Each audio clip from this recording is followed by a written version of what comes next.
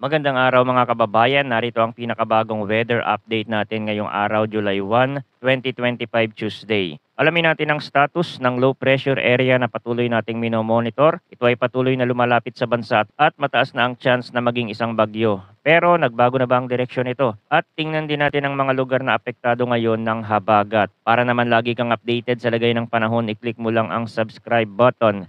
Sa mga oras na ito, ang LPA na posibleng makaapekto sa ating bansa sa mga susunod na araw, ayon sa pinakahuling datos, ngayong araw ito ay namataan sa layong 650 kilometers sa silangan ng Infanta Quezon. Bagamat wala pa itong direktang epekto sa lupa ngayon, may posibilidad itong lumakas at maging isang ganap na bagyo sa mga darating na araw. Ang southwest monsoon o habagat ay patuloy ding umiiral at siyang pangunahing nakaaapekto ngayon sa malaking bahagi ng Luzon, Visayas at Mindanao. Ang habagat na ito ay pinalalakas ng presensya ng LPA ang dahilan kung bakit maraming lugar sa bansa ang nakararanas ng maulang panahon. Sa mga lalawigan ng Bicol Region, Isabela, Quirino, Aurora at Quezon, makakaranas ng maulap na kalangitan na may kasamang mga kalat-kalat na pag-ulan. Ang mga pag-ulang ito ay dala ng trough o extension ng LPA. Posibleng magkaroon ng pagbaha o pagguho ng lupa, lalo na sa mga bulubunduking lugar at mga mabababang bahagi ng mga lalawigang ito. Sa Metro Manila, buong Visayas, Mimaropa, Zamboanga Peninsula, Northern Mindanao, Caraga at nalalabing bahagi ng Central Luzon at Calabarzon, inaasahan din ang maulap na kalangitan na may kasamang kalat-kalat na pag-ulan at thunderstorm. Ang mga pag-ulang ito ay dulot naman ng southwest monsoon. Tulad ng lagi naming paalala, mag-ingat sa posibleng pagbaha at landslide, lalo na kung patuloy ang buhos ng ulan. Sa natitirang bahagi ng Mindanao, bagamat mas magaan ang lagay ng panahon, may tsansa pa rin ng mga biglaang pag-ulan dulot ng localized thunderstorm, partikular na sa hapon o gabi. Maaaring magkaroon ng panandaliang malakas na pag-ulan na kailangan paghandaan. Sa natitirang bahagi naman ng Luzon, asahan ng partly cloudy to cloudy skies na may kasamang isolated rain showers o thunderstorm. Ito ay bunga rin ng localized thunderstorm. Hindi rin dapat itong ipagsawalang bahala dahil kahit panandalian lang ang mga pag-ulan, maaari pa rin itong magdulot ng biglaang pagbaha lalo na sa mga syudad at urban areas. Ayun, balik tayo sa pinag-uusapang low pressure area. Ayon sa mga international weather models like European Center for Medium Range Weather Forecast at GFS, lumalabas na unti-unti nang lumalapit ang LPA sa bansa, bagamat wala pang pinal na pag-amin mula sa pag-asa kung kailan ito magiging bagyo. Tumataas ng posibilidad na ito ay maging tropical depression sa loob ng susunod na ilang araw. Kung sakali mang lumakas ang LPA